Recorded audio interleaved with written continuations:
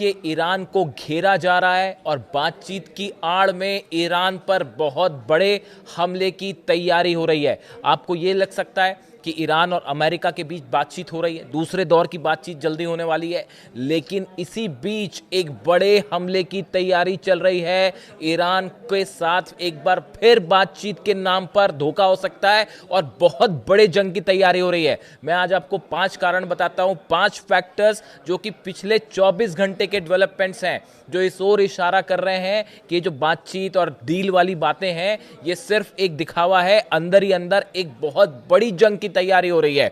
आप इन पहले 5 बातों को समझिए और पॉइंट टू पॉइंट हम बात करेंगे। पहली बात, ईरान के आसपास मिडिल ईस्ट में जितने बेसेस हैं अमेरिका के, उनके अब नंबर्स सामने आ गए हैं। 20 बेस ऐसे हैं जहां पर अमेरिका ने थर्ड और पेट्रियट डिफेंस सिस्टम तैनात कर दिए हैं पिछले 48 घंटे में। देखिए जो बेसेस ऐसे थे जिस पर अमेरिका के डिफेंस सिस्टम्स नहीं थे, अब वहां भी डिफेंस सिस्टम पहुंच गए हैं और 20 बेसेस ऐसे हैं जहां पे थर्ड, पेट्रियट और जो अलग अलग डिफेंस सिस्टम्स हैं वो तैनात कर दिए गए हैं ईरान के आसपास। पहला फैक्टर। दूसरा, ये भी खबरें आ रही हैं कि तुर्कमेनिस्तान में भी एयर डिफेंस सिस्टम जो है वो तैनात किया गया है। देखिए ये इसलिए इंपॉर्टेंट है, ईरान की मिसाइल्स को इंटरसेप्ट करने के लिए जैसे ही टेक ऑफ करें मिसाइल, उसी समय उनको इंटरसेप्ट किया जाए, इस लिहाज से तुर्कमेनिस्तान में डिफेंस सिस्टम तैनात करने की खबरें आ रही है।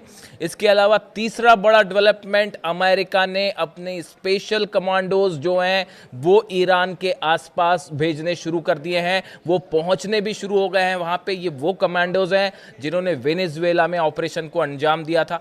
डेल्टा फोर्स के साथ एक यूनिट और होती है जो कि इस तरह के ऑपरेशंस को अंजाम देती है। वो कमांडोज ईरान के आसपास पहुंच गए हैं और उनको अलग अलग ऑपरेशन के लिए तैयार कर दिया गया है। चौथी बड़ी वजह, कल एक बड़ा डेवलपमेंट हुआ है। C-17 जो प्लेन्स हैं अमेरिका के, इन्होंने कल टेक ऑफ किया। ये ईरान के करीब जो बेसिस हैं वहां पर पहुंचते हैं और उसके बाद ये रडार से गायब हो गए।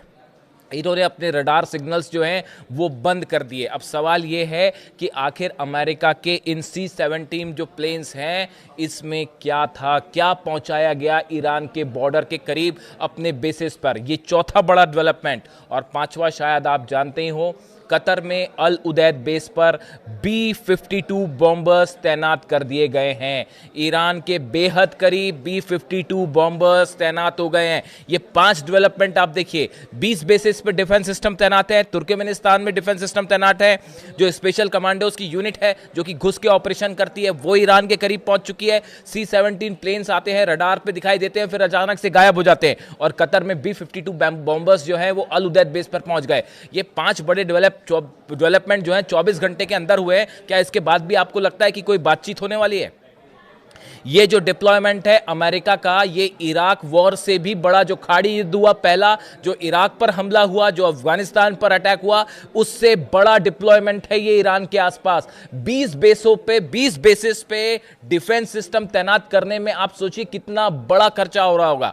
एक डिफेंस सिस्टम तैनात करने में करीब 20 करोड़ रुपए का खर्च आता है सिर्फ उसको तैनात करने में। मैं मिसाइल्स की बात नहीं कर रहा हूं, जो मिसाइल्स पेट्रियट डिफेंस सिस्टम में इस्तेमाल होती हैं या फिर थार्ड में होती है, मैं उन मिसाइल्स की बात नहीं कर रहा हूं।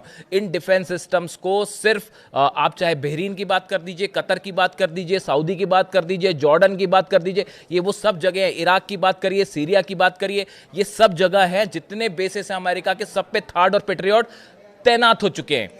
देखिए कुछ समय पहले इस तरह की खबरें थी, वॉल स्ट्रीट जर्नल ने खबर छापी थी कि भाई अभी अमेरिका तैयार नहीं है क्योंकि सब डिफेंस सिस्टम तैनात नहीं हो पाए हैं और उनकी तैनाती का काम चल रहा है। क्या आपको लगता है कि अगर डील होने वाली होती तो इतना बड़ा खर्चा करके ये डिफेंस सिस्टम यहाँ तैनात किए होते? क्या इसको वापस उठा के ले जाएगा अमेरिका? बिल्कुल नहीं। एक बड़ी प्लानिंग है ईरान पर हमले की और इसमें किसी भी डिफेंस एक्सपर्ट को कोई शक नहीं है। आप देखिए जितना बड़ा ये, जितने प्लेन्स अमेरिका के फ्लाई किए हैं, जितने फाइटर जेट्स हैं, चाहे जॉर्डन में आप देख लीजिए F-15 प्लेन्स हैं, F-16 प्लेन्स हैं, F-35 अल उदैद बेस पर लगातार उतर रहे हैं। ये इतना बड़ा डिप्लॉयमेंट एयरफोर्स का, क्या ये एक बातचीत के लिए है सिर्फ? आप देखिए डिएगो गार्सिया में जो है वहां भी खबर है कि B-52 बॉम्बर्स वहां भी पहुंच चुके हैं। फाइटर जेट्स डिएगो गार्सिया में भी तैयार है। सबसे बड़ा सबमरीन, जितनी सबमरीन्स हैं, वॉरशिप्स हैं, वो मिडिल ईस्ट में मौजूद है। इतना बड़ा डिप्लॉयमेंट क्या किसी बातचीत के लिए होगा? सिर्फ ईरान पर दबाव बनाने के लिए? क्या अमेरिका इस बात को नहीं समझता कि ईरान किसी दबाव में नहीं आएगा? इतना बड़ा मिलिट्री डेवलपमेंट सिर्फ दिखावे के लिए नहीं है, इसमें अरबों डॉलर्स खर्च हो रहे हैं। एक बड़ा प्लान है ईरान पर हमला करने का, सिर्फ वक्त की बात है। देखिए, ये वॉर, ये जंग लंबी चलने वाली है। इस बात को अली खामेनी साहब बहुत अच्छे से समझते हैं। इसीलिए आप उनकी स्पीच देखिए आज, उनका जो पिछला जो स्पीच आई उनकी, उसमें उन्होंने जो बात कही, देखिए एक तो आज जो है वो 11 फरवरी हिस्टोरिक डे है ईरान के लिए।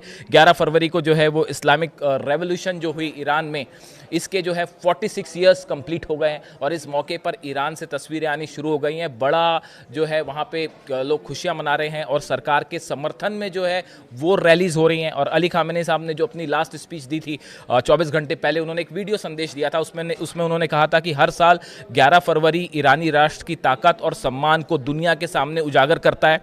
और इन्होंने कहा कि खामेनी ने ईरानी जनता को दृढ़, जागरूक और परिस्थितियों को समझने वाला बताया। उन्होंने कहा कि 1979 की इस्लामिक क्रांति एक महान विजय थी, एक बहुत बड़ी विक्ट्री थी ईरान की, और उसी रूप में उसे मनाया जाता है। और ये सिंबल है इस बात का कि अगर कोई भी विदेशी ताकत दखल देगी ईरान के मामलों में तो वो उसको हमेशा हार का सामना करना पड़ेगा। ये बात अली खामेनी सामने गई थी। उन्होंने कहा ईरानी राष्ट्र आज भी मजबूती से खड़ा है और इसका सबसे बड़ा प्रतीक है 11 फरवरी, यानी वो दिन जो इस्लामिक रेवोल्यूशन जिस दिन हुई थी और उसके प्रतीक के रूप में मनाया जाता है।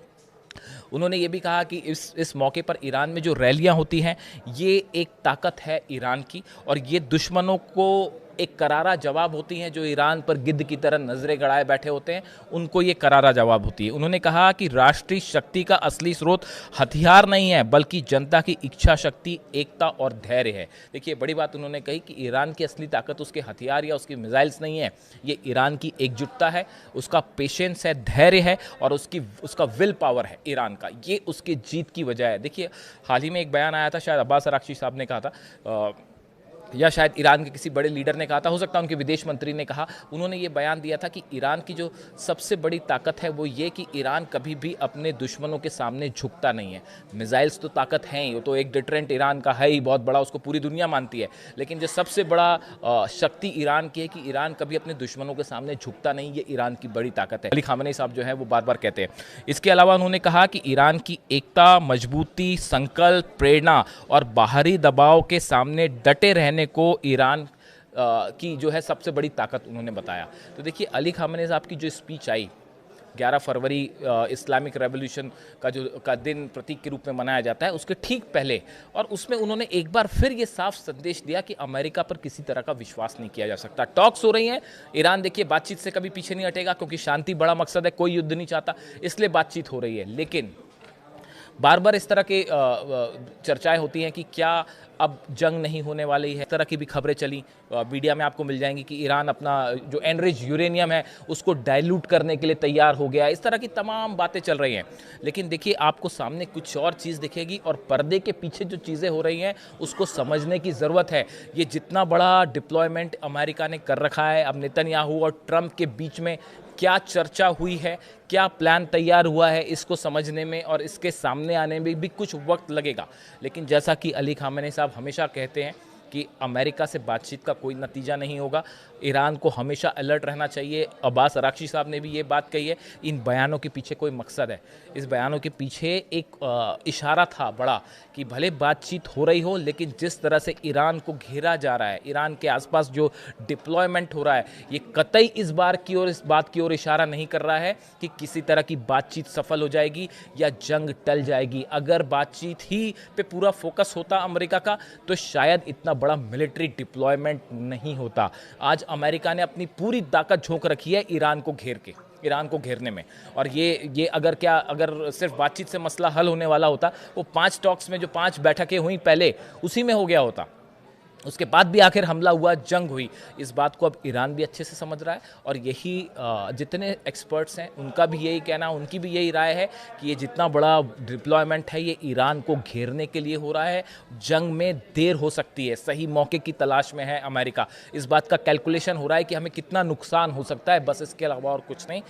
और जंग निश्चित है और आज नहीं तो कल ज़रूर होगी और बातचीत की आड़ में धोखे से हमला हो सकता है। इस तरह की राय सामने आ रही है। इससे जुड़ा जो भी अपडेट होगा मैं आप तक पहुंचाऊंगा। वीडियो आपको कैसा लगा कमेंट करके ज़रूर बताइए।